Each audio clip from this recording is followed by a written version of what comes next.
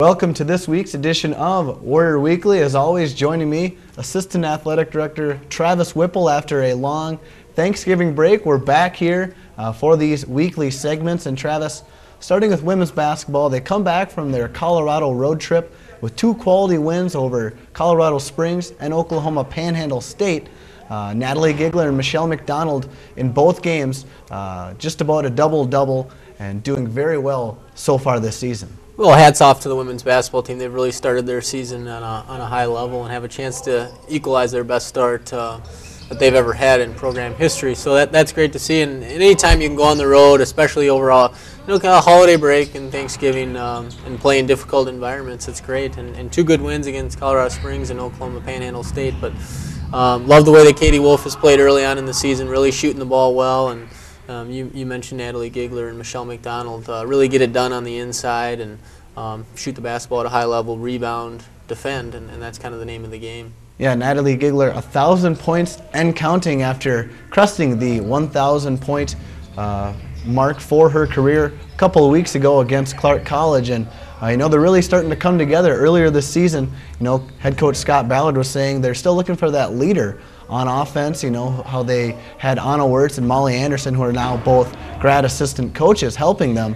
A lot of women are stepping up and into those roles. Absolutely, I think that's the key. That there's multiple people filling that void that somebody like Anna Wirtz left. But I'll go back to Katie Wolf. I think shooting it at a high level there, and Michelle and Natalie have done a great job for a number of years here. Proven players that can get it done, can score, can rebound, can defend. So I look to see a lot of players getting involved here as the season progresses. Yeah, look for Abby Bush also coming off the bench. She netted 12 points against Oklahoma Panhandle State, in which they beat them by 40 points. So a very good win for them, 30 points, pardon me. So a great win to get everyone into the ball game. And now they start this weekend their NSIC schedule against Upper Iowa. A big weekend for both basketball teams. They got the alumni basketball game in the afternoon as well. Well, a lot going on athletically, but just to backtrack a little bit, how important the conference season is, and every game you've really got to play to your best ability to win. It's a tremendous league, so look for both teams to have great starts here in the conference this weekend. But we've got some things going on surrounding those games. You mentioned it, both alumni games are here, so a lot of great former players coming back, and that's an exciting time. But we also have Toys for Tots going on. Our Student Athlete Advisory Committee is taking toy donations. They'd like to see new toys, and there's going to be prizes associated if you do donate, and so that's a great program. And then we also have, as part of a holiday ticket sale, we'll have windows that open at halftime of the men's game and then after the game as well for 50% off of the Minnesota State Mankato and Southwest Minnesota State weekend. Two huge games coming up for us in December at home. Basketball also out to a very good start. They're 4-0 on this early season. Defeated Clark College on Monday night, 111-66, and really a subpar first half followed by one of their best halves of the season. Well, they got after defensively, and I think that's where it really starts with this team, when they turn up that defensive pressure that leads to offense and easy baskets. But been happy early season here with their play as they went down to Florida and picked up a couple of big wins down there. That very tough environments in Barry and Northwood, and two very good traditions. So what you love to see out of the Clark game is that everybody but one Warrior player scored, and so that balance is really showing here early. And I think you kind of got the feeling or saw a glimpse of the shooting ability of somebody like Anthony Tucker, who can really take over games and yet still finds ways to get other people involved. Yeah, you look at that beginning of the second half, Anthony Tucker really took over the first 5 minutes. He had 15 points in 5 minutes to start off the second half. Really fueled the fire for Winona State, who hit 17 three-point baskets on the night. That's a season high. Also dished out 29 assists, which was nice to see, and limited those turnovers.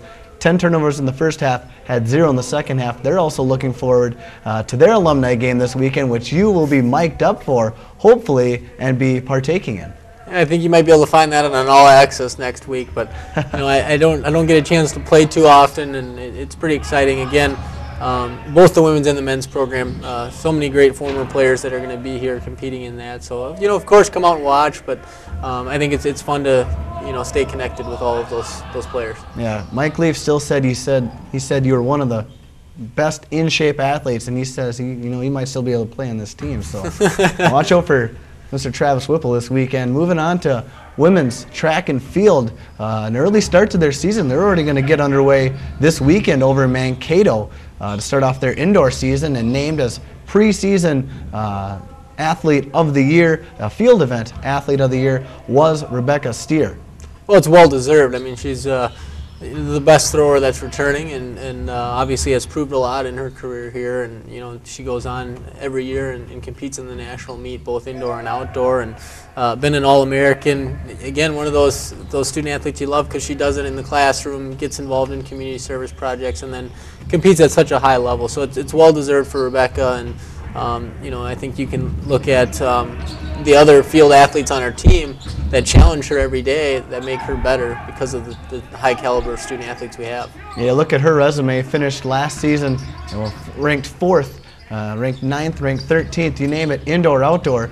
She was in that top 25, even top 10 most of the time. So good to have her coming back. And the Warrior women's track and field team is actually tabbed to finish 4th this season in the NSIC. They only received one first-place vote, but that's something that maybe should get them going early in the season as well. Well, they had a great finish to their season last year, and I really do believe it starts with their field athletes, and they've just continued to add more and more depth in the running events. And in addition, like Coach Adam Booth, that's going to help and assist in some of those mid-distances and long-distance races, I think will really pay off in the spring. Well, that'll do it for this week's edition of Warrior Weekly. We'll see you next week.